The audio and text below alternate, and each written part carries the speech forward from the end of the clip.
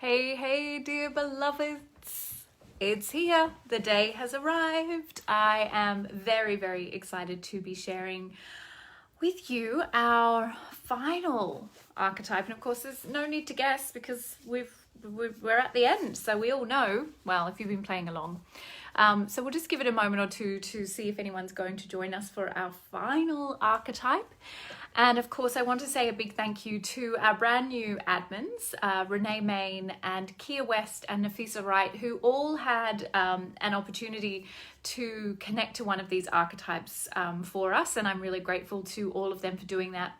All of these archetypes are currently in the announcement. So if you want to go back and review, or you can search by the hashtag 17 Days of Archetypes and see the really remarkable collection of voices. We also had the beautiful Bree Jones bringing us the Wild Woman. So I've had some great support in the delivery of these archetypes. And of course, now we are here at our very final day. And I am not surprised that this archetype is coming last. She deserves that respect and that reverence as our elder, our grandmother. And of course, we have with us the Crone. And this particular image from Christy Jameson, I have to say, probably my favorite. I know it's really hard to choose, but you know, when I look at her face, I teach my third level priestesses about this idea of compassion, and compassion being love without fear. And when I look into that face of the Crone, I see fearless love. That is compassion in that face. And so I'm just really deeply moved by her and her beauty. And I'm not surprised that she's come last as well, because of course that is the right that comes with experience comes wisdom. And I'm really feeling that, you know, so often we want to kind of rush through our spiritual awakening. We sort of want to get to the point where we feel like we have it all figured out. But the wisdom of the Crone is that you know, with age comes the right to understand the mysteries. And, you know, that there is no hurry to all of this. The unfolding is the very point of our existence. And yeah, I just love her. So we're going to connect with her today. She told me, in fact, a number of days ago that she would be the last archetype. So I was very clear on who was coming last. She was quite clear in her instructions, I think even from the end of last week. But I'm going to read to you what is on the back of the beautiful card, the image from Christy. And then I'm going to tune into her, and we can all tune in together and see how she would like to share with us today. So, I am not afraid of your beliefs about me. I know when the time comes and I seep into your veins, you will understand what I know to be true. I already have all that you are seeking. I am the end result of all your fruitless longing. I have lived and died and lived again. I am the vessel and the balm that is poured within. I have danced with the cosmos and I have peered through the veils. I am unafraid because I know who I am, and I am not afraid of her. I embrace that I am outcast, as will you. For in this space of nothingness, everything belongs.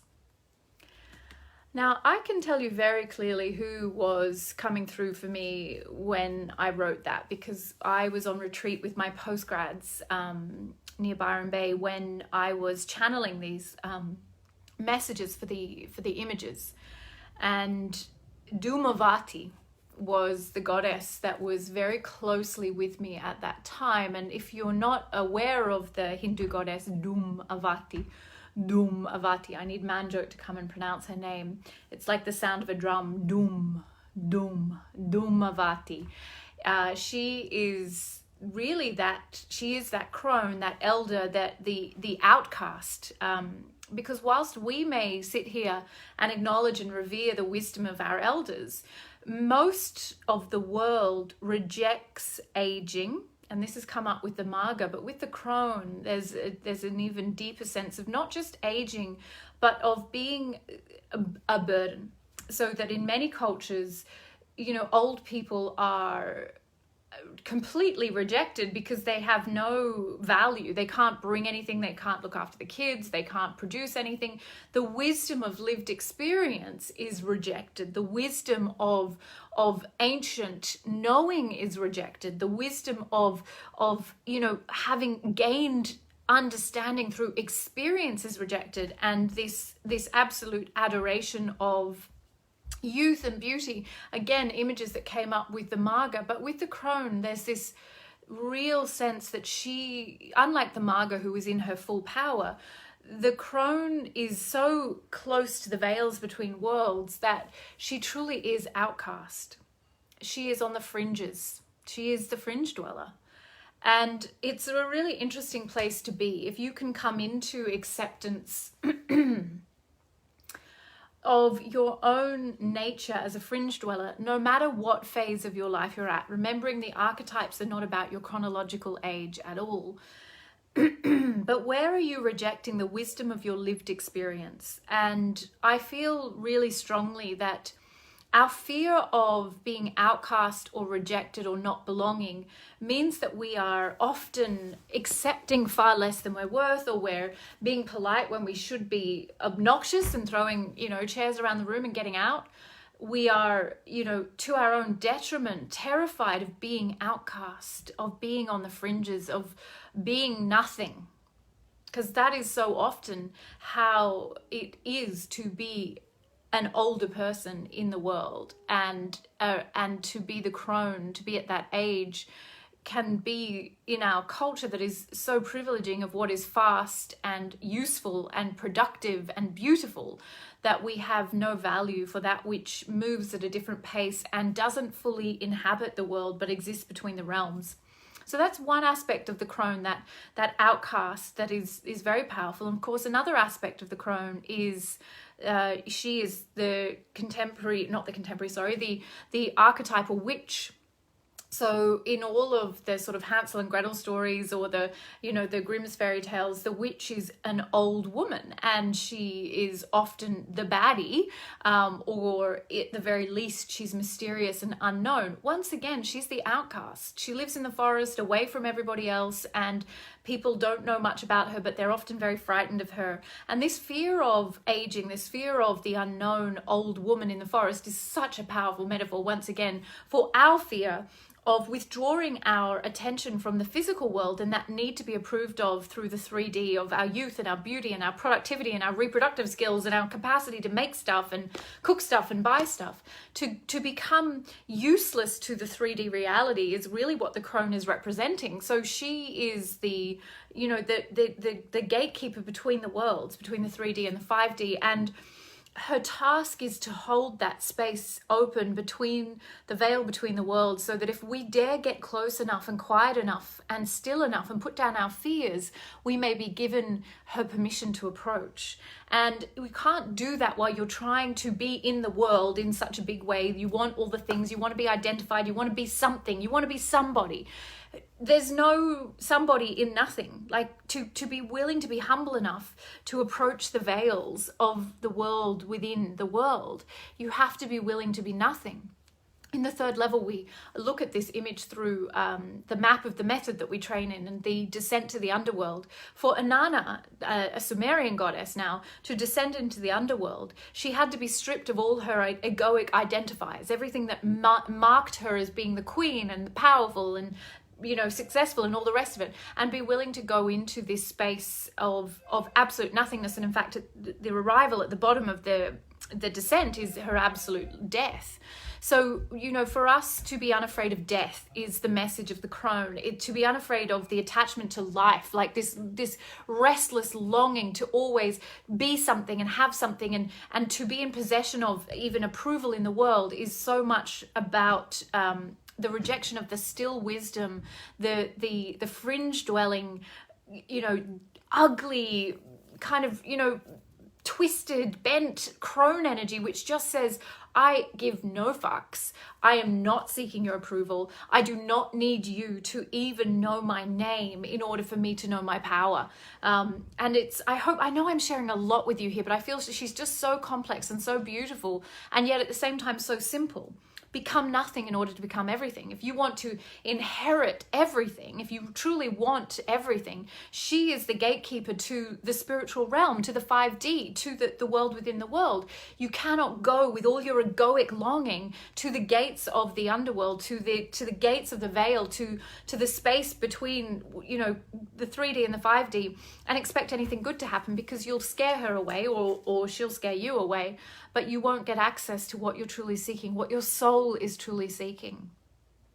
The crone is just irreverent. She doesn't give any fucks, as I've said, about your opinion of her. She is 100% herself. That self-approval, that spiritual fierceness, that absolute truth that the world does not contain the treasures that we are also desperately seeking. And, you know, when we put down our restless longing, we cut the head off our ego and we stop wanting to be in possession of anything. That is where she can enter into us. So really, this idea of the fringe dweller, you know, that yearning that I think so many of us have had to withdraw from the world quite physically, and to go on retreat, and to go and hide away from the world, you know, that energy is the crone calling us out of the busyness of the 3D, and to go into the truth. It's a death. It's the end of that egoic sense of self. And I just love her energy. So how would she like to work with us? Because I've rambled on long enough. I love her energy. I mean, Dhumavati, I have been wearing for a long time. I don't know if I've got it here. Where is it? I've actually been wearing a smoky quartz. Oh, I've got it here. I'm putting it back on. I've been wearing that. I got it from Crystal Castle near Byron when we were up there for the postgraduate retreat, to remind me of Dhumavati, because smoke is her element, and that color of smoke is her element. And of course that's perfect, because smoke doesn't actually have form. It's formless. It's like it's that formlessness that we're all actually seeking on this spiritual path, is to give away our physical identity in order to become what we truly are, which is pure energy, pure consciousness. And what Dhumavati is also showing us is that, and the crone is showing us, is that our failure is never a problem. You know, to fail, to have failed, because in a way we look at aging and the aged as failed humans. They're no longer productive or useful or helpful or important to our lives. And to see failure as not that at all, but the opening to humility, which is how we become nothing. So for me, this energy is very much about being absolutely comfortable with being nothing that the world expects of us to be, and to be everything that we are in truth born to be, awakened to, which is our spiritual nature. So let's just take a moment. I just want to see what the crone would like to offer. Let me talk, she says. So anybody who would like the crone to offer something, please, just if you have a question she would like to answer that. She's got some fierce wisdom, because of course she doesn't care what you think of her answer, and she's not going to hold anything back. So if anyone has, please ask a specific question. I'd love to not just have, do you have any wisdom for me? Because I think it's more powerful if you do have something that you would like to actually know from the crone. And she's chatty. We've definitely got good crone wisdom waiting for you. But don't ask if you're feeling a bit tender today, because I don't think she's going to soften it for you. I think she's quite keen to answer in her full expression, which is the beauty of this energy. It's unfuckwithable. So please, hit me up with your specific questions. I'll have some water. And I've got a little while. I need to go and pick up my kid from school today. Is that the greatest statement ever? I need to go and pick up my kid from school today. Do you know why? Because my kid went to school today. That all started today in our household. Both my children are back at school, and I get to go and pick one of them up, which I think is just about the most exciting thing ever. Kate Ann says, does she want to come through in the book I'm writing? Absolutely. If there is a space for me, then honor me in that. Absolutely. And don't be afraid. So she's saying, don't misrepresent me. Don't water me down. Don't try and make it comfortable for people. Just show me up as I am. And that is really to you as well. Show yourself up as you are. Don't hold back. Don't water it down. Don't try to reach the image I'm getting is like to be too thin. You'll become shallow, to spread yourself too thin. you know, call in the people that you want to be working with through your writing.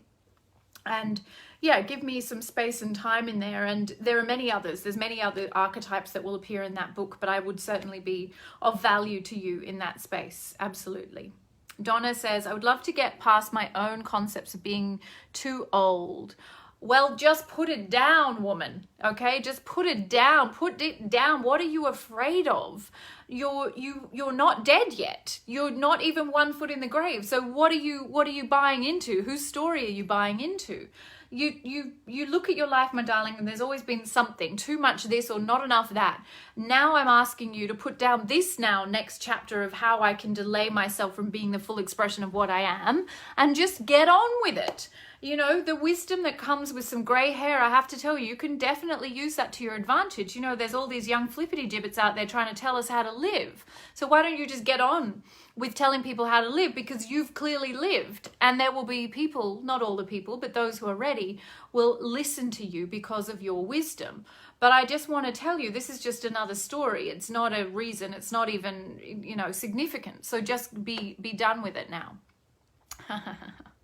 Told you, don't ask unless you want to hear. Julie says, even though I'm older and wiser and have much knowledge and experience, why am I holding back with clients? Because you're fucking afraid. You're terrified of getting it wrong. Your fear of failure is absolutely like a rope wrapped all around you like this. So you can't even move. You can't even properly breathe. You're so afraid of getting it wrong. And you got to ask yourself, what is the worst thing that can happen if I fail? And read about Dhumavati, because she has good counsel around failure. Awakening Shakti by Sally Kempton is a great resource for lots of Hindu goddesses, but certainly for the Dhumavati. So, my darling, it's a prison in which you are holding yourself with this imaginary fear of failure. And I've got to say, go to the end point of your fear. What is the worst thing that can happen if you fail, whatever that perception is? You're just wanting to get it right, and it's not your job to know what is right or wrong for your clients. So stop playing God and be God, and you'll discover that that fear starts to go away and you'll unleash yourself. Okay.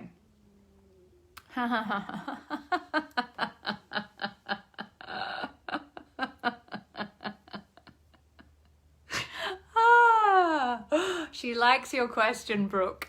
My darling, you cannot surrender to the unknown while you're holding on with one hand and refusing to let go. So don't even ask that question right now, because you know exactly what is going on. You cannot fall into God's arms, into that surrender state that you're so desperately seeking while holding on. The image I'm getting is like, you know, the little kid on the monkey bar who's holding on to the monkey bar with one hand so furiously, and she's like, why can't I touch the ground? Well, you won't fucking let go, will you? So how would you possibly hit the ground? You can't hit the ground while you're holding on. So my darling, you don't get to say when full surrender happens. You just keep showing up with consistency, and you keep going in the direction of that truth. But you got to let go of every day of something. So let go every day of something. Pick one thing every day to let go of, and that's what meeting our fear every day is. But you can't knock on the door and say, okay, I'm ready to surrender now, while you're still holding on to the rope of security. You want to know the answer before you surrender. Is this going to work? And you don't get to ask that question. So it's very similar to the fear of failure. I will go wherever you're calling me to go, God, as long as you guarantee that I do not fail. No, that's not a deal that anybody's going to make. So you got to decide, am I willing to go? Am I willing to go where I am being called? And of course, the prayer, let my soul go where I cannot go, and let my soul go only with God. Use that every day. You're trying to say, let my soul go where I cannot go, and make sure that I've got a full strategic plan of how that going is going to look and what my income will be at each stage. And you know, you just keep doing what you're doing, my darling. Just keep doing what you're doing, because you're doing an amazing job. But you got to let go of something every day. It's practice. You're in the right direction, my darling.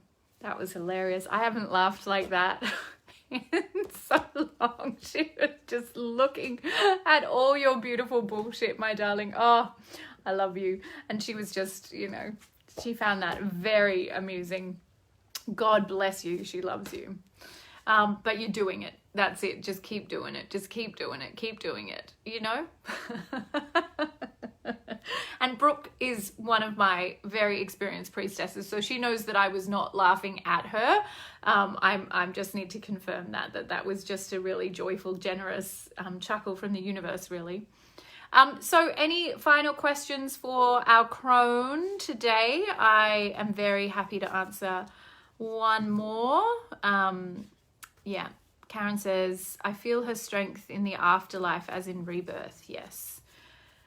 Yeah, she's sort of not interested in really, you know, anything at all. I mean, she's just so, she's just, yeah, unfuckwithable. That's really just the truth of it. But she will burn away all your egoic attachment. And I think that's why she's so powerful. You know, all that fear of failure, all that restless longing, all that desperate grasping, all that trying to manipulate the dream to behave in a certain way, she just burns it all away, because, and that's the smoke of Dhumavati. You know, there isn't anything left after that. And yeah, she's a beautiful card, well, archetype, but the card is stunningly beautiful. There she is again. How do you lose yourself, says Sarah. Well, the very best way to lose yourself, if you want to move beyond that egoic attachment, is, again, meet your fear every damn day. That's the work of the third level priestess. It's the work of anyone who trains with me. Is humility is meeting your fear every damn day. That's how we stay humble and stay committed to this path. But, you know, the fastest way to identify your fears is to notice the stories you tell. The stories will direct you towards your fears.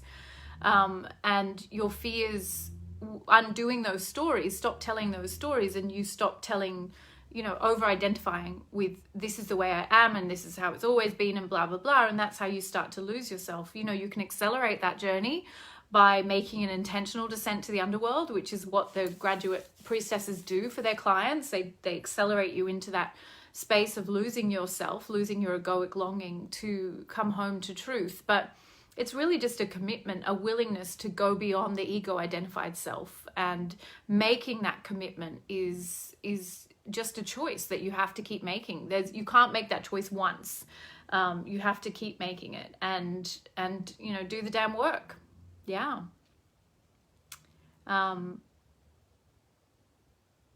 Sarah says, is that like being so confident in being you that you can let the rest go? Sure, I think, you know, when you withdraw your need for approval or love or acceptance from anyone else, you become really unfuckwithable.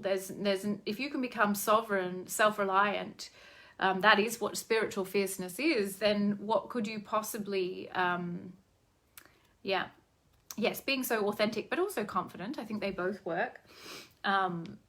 You know, authentic is an interesting word. Like, what's authentic today will be different tomorrow, and what you are today will be ever evolving, you know, unless you try to fix it. And that's the idea of losing yourself, is stop fixing yourself in place. Stop trying to control everything by saying, this is who I am, this is how I respond, this is the way it is.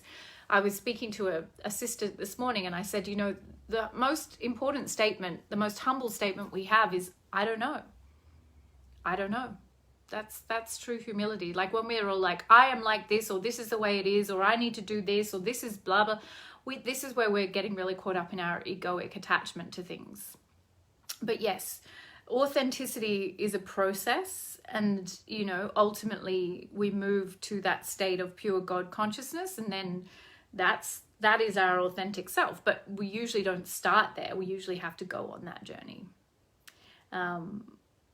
Yes, over-identifying with labels is definitely a problem. And, you know, even the positive labels still put limits on us. You know, all is, and all is one. And anything that causes dualism or separation thinking is going to prevent us from that truth, all is. Yeah, I'm not surprised she would be working with you a lot lately. You can call her in intentionally, invite her into your meditations, you know, sit with her, make her a cup of tea, let her be part of your daily routine, and, you know, just let her wisdom flow into you, because she's chatty, she'll talk for sure. Ray says, I don't know what has become of my life. You changed it all. You changed it all. I just created a container in which you had the capacity to change it if you so chose to do it. So, my darlings, I feel like we've reached the end, and of course the wisdom of all of the archetypes is yours. It doesn't belong anywhere, or it belongs to everything. And of course we have the stunning cards from Christy Jameson and myself. If you are keen to play with these are the Sacred 13. We don't have the shadow archetypes. They are as shared by Caroline Mace, but they are equally available for you to connect with and hang out with. You just set the intention, just go in and notice who's there. And, you know, these are really beautiful, open-ended experiences. Unlike a lot of oracle cards out there, we want you to really become the conduit for yourself. Can we do another 17? Well, I only work with 17 in the 3rd level, and my intuitive guides are trained to work with the 17. That's why I wanted to showcase them to you, and really show you how we can all be conversant in symbolic sight, in our spiritual sight, our 5D non-local consciousness. That is what I train women to become deeply masterful in. And when we can do that, we release our attachment to the 3D, and we become the fuller version of what we are. We become far more connected to the God mind. And so I'm going to leave you there. I'm going to go pick my kid up from school, which is a miracle. I will share the link to the 3rd level. I think there's like 1 or 2 interview times left. We finish on Friday officially. I've had a late run of interviews book in, which is really, really cool.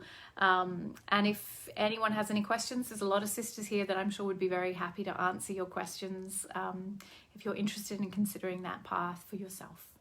Thank you for joining me. Thank you to Bree, Renee, Nafisa, and Kia for all taking a turn and sharing. All of these are pinned. I'll leave them pinned in the group at least for the next week or so. So if you want to go back and review any of them, please do. And yeah, enjoy connecting with them yourself. It's such a privilege to be able to commune in this way. Mwah. So much love to you all.